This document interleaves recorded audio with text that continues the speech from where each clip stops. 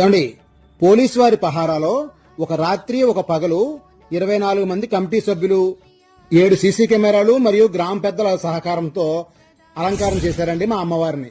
మా అమ్మవారు ఎవరో కాదండి, తూర్పుగోదావరి జిల్లాలోని రాజమండ్రి కూతవేడు దూరంలో ఉన్న కడీపులంక బుర్రిలంక మధ్యలో ఉన్న అమ్మవారే శ్రీ ముసలమ్మ అమ్మవారు.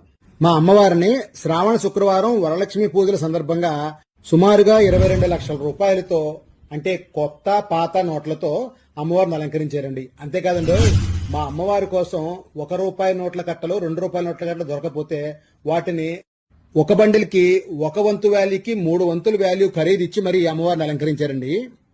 అమ్మవారి అలంకారానికి గ్రామస్తుల సహకారం, ముఖ్యంగా కమిటీ వాళ్ల సహనం మెచ్చుకోదగ్గదేనండోయ్. మా అమ్మవారిని ప్రతి పండక్కి ఒక్కోలా అలంకరించడం ఇక్కడ ఆనవాయితీగా వస్తుంది. అమ్మవారి అలంకారం అయితే సుమారుగా 3 రోజుల పాటు భక్తుల సందర్శనార్థం ఉంచుతారండి. అవకాశం ఉన్నవారు